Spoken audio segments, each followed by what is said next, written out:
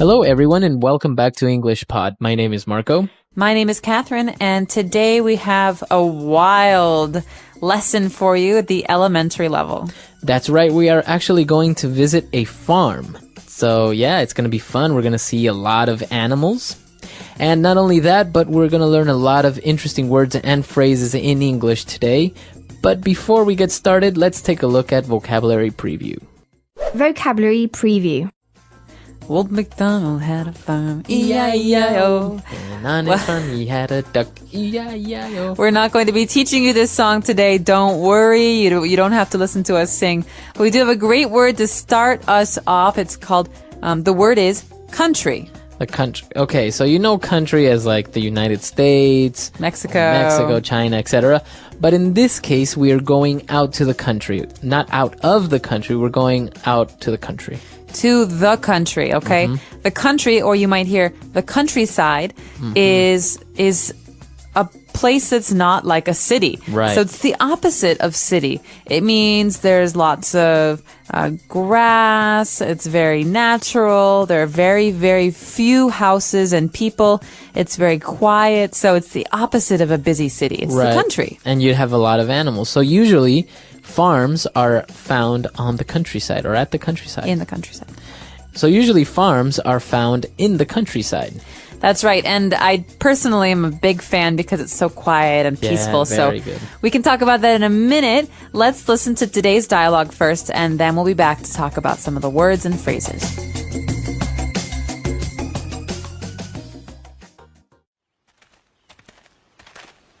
Isn't this great? I always wanted to own a farm, live out in the country, grow my own food. This is very beautiful, though I have to confess, I don't know the first thing about farming. That's fine. Don't worry about it. What was that? Relax. It was just a goat. And that? It's just the cows that are grazing over there. We can milk them later. What was that? Honey, seriously, it's just a sheep. Relax. Relax. That was just the horses and donkeys that are in the stable. You know what? I don't think I can hack it out here in the countryside. I'm going back to the city.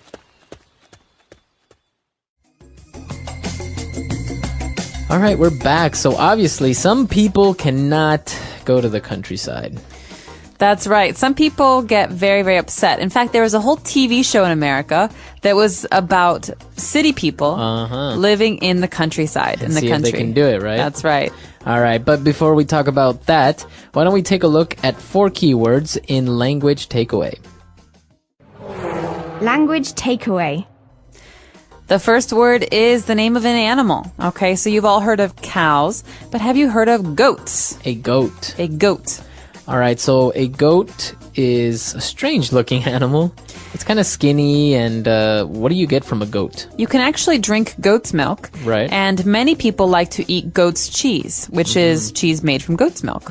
Okay, so a goat, and we heard that the sound that a goat makes, so I think it's pretty clear what a goat is, and they're very common, as we say, in farms, such as sheep and horses, cows, etc. That's right, and normally, when they're in the wild, they like to live in rocky places, like mountains. Right, that's why they say they're very good climbers, because they don't fall off the mountains. All right, and well, if you have cows, then they're probably going to be grazing. Okay, so to graze is a verb. It's something we do. Well, we people don't do it.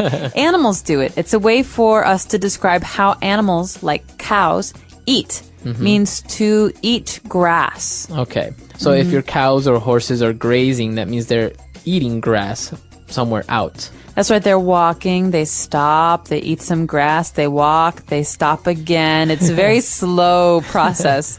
All right, so cows are usually grazing out in the countryside, and well, once they finish grazing and they get all fat, then in the mornings you have to milk them. Okay, so we drink milk. Milk is a thing, but it's also a verb. So to milk something. All right, and if you milk a cow is when you extract the milk, the liquid from them, right? That's right. So underneath a cow, there's an udder, or Underneath the cow, there are udders, which you have to squeeze with your hands to make the milk come out. Okay. Okay. And Interesting word as well, udder, right? Udder. It's like that big bag full of milk. Exactly. So to milk a cow. All right. And you have cows out in the fields grazing, and probably your horses and donkeys are going to be in the stable. The stable is a place, okay? So this is something that's often found on farms, where the horses or the cows live. It's a structure, it's a building for those animals. Okay, so they're probably separated in different little rooms or compartments, and that's called a stable. So as you say, you usually find horses and cows and donkeys in there. That's right. So a stable is a way to protect animals from the weather. All right, very good. So 4 key words there, as we just saw. Why don't we listen to this dialogue again, and we'll be back soon. Isn't this great? I always wanted to own a farm, live out in the country, grow my own food. This is very beautiful, though I have to confess, I don't know the first thing about farming. That's fine. Don't worry about it. What was that? Relax. It was just a goat. And that? It's just the cows that are grazing over there. We can milk them later. What was that? Honey, seriously, it's just a sheep. Relax. Relax. That was just the horses and donkeys that are in the stable. You know what? I don't think I can hack it out here in the countryside. I'm going back to the city. All right, we're back. So now let's take a look at Fluency Builder. Fluency Builder. You know, Marco, I have to confess, What? I love Fluency Builder. All right, and that's our first phrase for today. I have to confess. Okay, so to confess is to tell someone something that's a secret.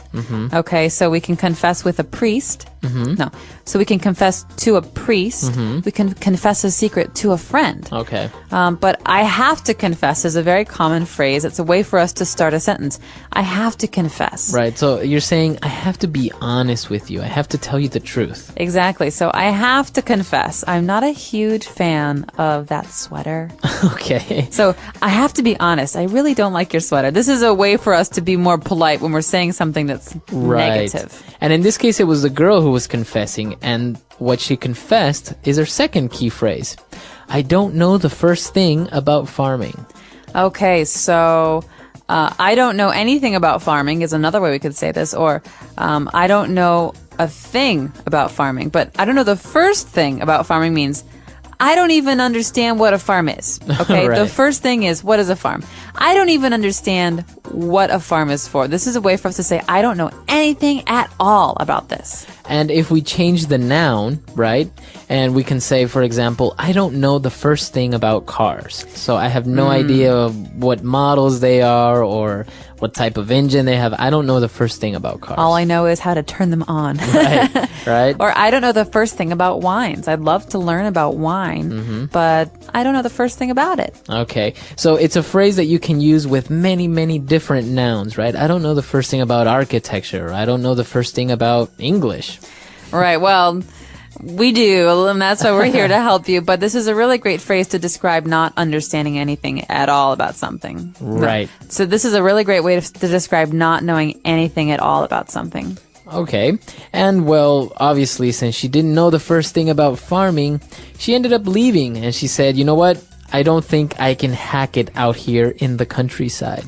Okay, so I can hack it, he can't hack it. We use this with the verb to be able to, and it means, I don't think I can do this. I think this is too hard. Or Okay. maybe if somebody quit, right, after a week at the office, and you can say he couldn't hack it. He couldn't hack the pressure, and he left. Exactly. So that means to handle, or to be able to handle, or to withstand. So I just don't think I can hack the cold. Right? I can't handle the cold. It's too cold here. I'm moving somewhere warm.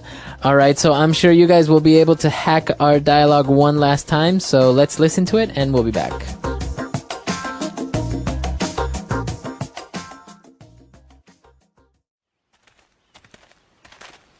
Isn't this great? I always wanted to own a farm, live out in the country, grow my own food. This is very beautiful, though I have to confess, I don't know the first thing about farming. That's fine. Don't worry about it. What was that? Relax. It was just a goat. And that? It's just the cows that are grazing over there. We can milk them later. What was that? Honey, seriously, it's just a sheep. Relax. Relax. That was just the horses and donkeys that are in the stable.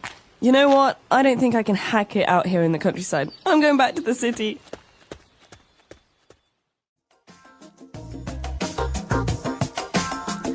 All right, we're back. So, as you said, you're a fan of the countryside and about farming, right? That's right. Well, I wish I knew more about farming. I don't know the first thing about milking a cow, but I do come from a part of the world in Illinois near Chicago where we have a lot of farms, and I appreciate the quiet and Yeah, it's nice. having animals around and being able to go on long walks without cars and horns and bicycles. And it is actually a little bit refreshing to be out in the countryside sometimes and not even have internet or cell phone coverage or anything. So it's just basically, you can't do anything else but relax, read a book, talk to people. Exactly. Now, an interesting thing about this is a lot of people take for granted the countryside, because I've met many people who live in the city, who grew up in the city and have never seen, for example, a live chicken. And when they see it, they just freak out and take pictures with the chicken or a cow or something. It's so amazing. funny. That's really funny. Well, I think it's very valuable skill. I think there are very valuable skills that you learn being out in the countryside, like how to cook for yourself. Right. There's no one else who can cook for you, or how to get food from animals. Or maybe you can't even use a microwave, so how do you cook without a microwave or something? That's right. And I think the biggest problem for city people when they come to the countryside is that it's dirtier. Mm-hmm. You know, you get mud and there are bugs. And I imagine some of our coworkers here having a very hard time in the countryside. Yes, indeed. So why don't you guys come to our website, englishpod.com. Let us know what you think about this. Maybe you're very familiar with the countryside or have a relative who's a farmer. It's great. In today's story, we'll uncover 5 powerful lessons about managing money. Lessons you might not learn in school but are crucial for achieving financial success. As we dive into Sam's journey, we'll also learn some new words and see how to use them in sentences. This will help us practice English in a fun and easy way. So, stay with us till the end. Once upon a time, in a bustling little town, there lived a 27-year-old man named Sam. One afternoon, he sat on the side of the road, lost in thought. Despite working hard for 5 years, his life hadn't improved. Sam wondered if there was a way to escape poverty and achieve true wealth. As he strolled by a grand mansion, something compelled him to step past the tall iron gate without permission. Little did he know, this daring act would lead him to a life-changing lesson about money.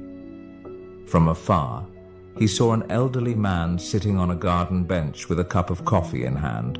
This man was Mr. Hayes, the mansion's owner, a wealthy but humble and generous soul. Sam approached him, politely apologizing. "I'm sorry for entering without permission, Mr. Hayes." Recognizing Sam, Mr. Hayes was surprised by his sudden visit but welcomed him kindly, curious to know why he had come. Sam took a seat beside Mr. Hayes and began, "Sir, I've worked for 5 years, earning a decent wage, yet my life hasn't changed. I don't splurge, but I just can't seem to get ahead. Do you have any advice on how someone like me could become wealthy?" With a warm smile, Mr. Hayes replied, "Anyone can achieve wealth, Sam, including you." He continued, "I'll share 5 principles about money that you won't learn in school. Follow these carefully, and I assure you, you'll find yourself on the path to financial success." Eagerly, Sam listened as Mr. Hayes began. "The first rule," Mr. Hayes said, "is to spend less than you earn. This is the foundation. If you don't master this, you can't move on to the other steps. For example, if you make $5,000 a month, set aside at least $2,000. If it's $3,000, Save $1,000. Avoid expenses that exceed your income, whether loans or gambling. Even with a six-figure salary, without this rule, you'll remain in debt. Sam nodded thoughtfully, absorbing each word. Mr. Hayes took a calm sip of his coffee and continued. The second rule is to have an emergency fund. Life is unpredictable. Car repairs, a leaky roof, or even layoffs can happen at any time. Without an emergency fund, you're forced to borrow or sell assets at a loss, which restricts your options and adds stress. Think of it as your safety net, protecting your finances when unexpected events arise. Sam nodded again, appreciating the wisdom in this approach. Let's get to the third lesson, which is investing. Now, people like you might feel unsure about investing in a business or stock since you may not have much knowledge. So, the best investment you can make right now is in yourself. Curious, Sam asked. How, sir? Mr. Hayes continued. Take your skill set, whether it's carpentry, plumbing, or customer service. Invest your time, energy, and money into mastering it further. Learn where your boss sources materials or explore ways to market your services better. Use some of your savings to improve your expertise, attend courses, buy tools, or read relevant books. Realizing the value of these words, Sam looked at Mr. Hayes with newfound determination, regretting he hadn't learned this sooner. Mr. Hayes continued with the fourth lesson. Now that you're gaining skills, it's time to start earning more. Once you've honed your abilities, maybe you'll start your own business and your income will grow. You're no longer paid per hour but earn based on what you produce. The harder you work, the more you earn. The sky was getting darker, yet Sam felt no urge to leave. He was eager to learn the final principle. Mr. Hayes looked at him and said, "And finally, the fifth lesson, create passive income. When you've applied the first four principles, you should have extra money. Now, it's time to let your money work for you. You can invest in property, start a rental business, buy a franchise, or research other sources of passive income. Think carefully and choose wisely." How about it, Sam? Are you ready to take on these lessons? Mr. Hayes asked, ending the conversation with a gentle smile. Brimming with excitement, Sam replied, "I used to just go to work, save a little, and hope for wealth to come my way. But I now understand that there's a real strategy, and I'm thankful, sir, for the invaluable guidance." Today we learned new words and sentences through this story about wealth and financial wisdom. Remember, learning English can